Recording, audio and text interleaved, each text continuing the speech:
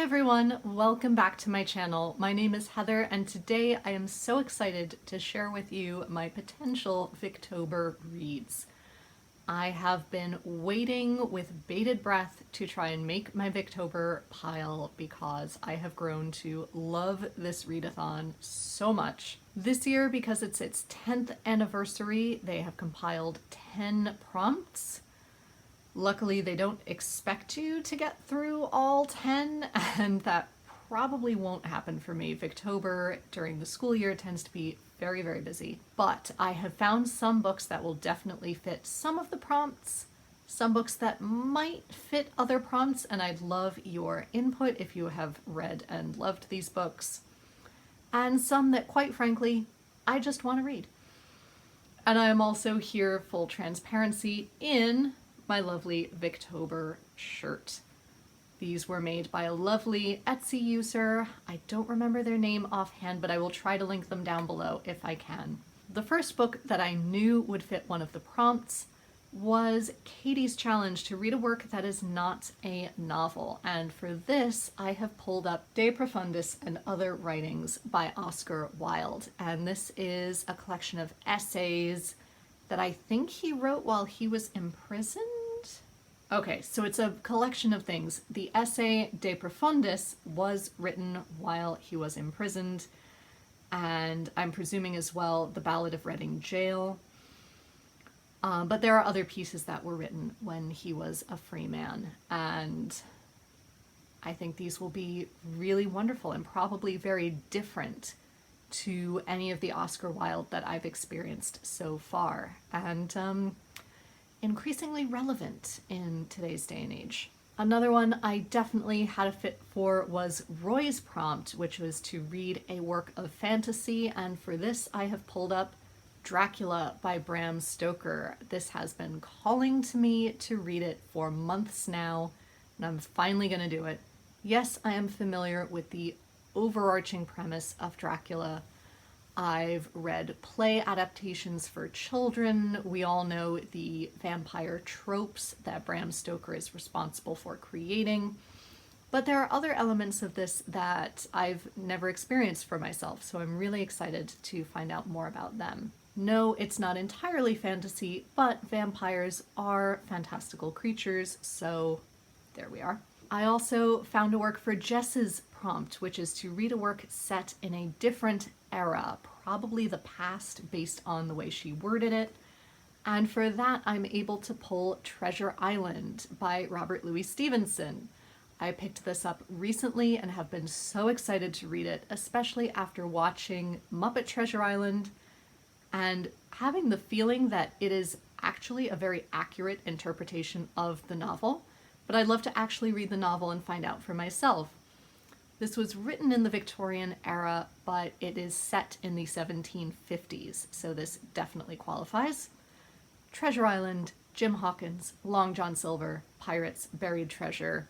We all know the story. For Elizabeth's prompt to read an underrated female Victorian author, so a work by someone who is not the Brontes or Elizabeth Gaskell or George Eliot or Elizabeth Barrett Browning or Christina Rossetti.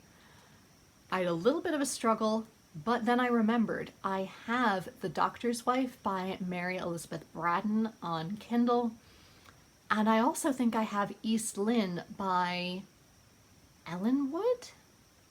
She's Mrs. Henry Wood. I believe her first name was Ellen.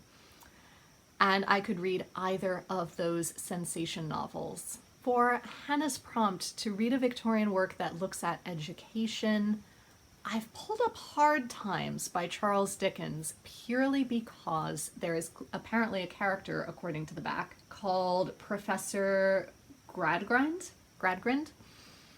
So I'm assuming it's going to talk about his work in some way, or at least look at him satirically and thus also judge the academic world. So probably not in quite the way Hannah meant, but I'm hoping it could still work.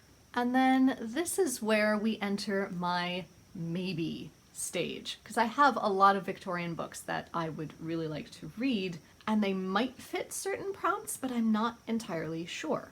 So, for example, The Odd Women by George Gissing could work in terms of Catherine's prompt of a Victorian book with a connection to Jane Austen, since it's looking at single women and should they marry for convenience or security, or should they forge their own path.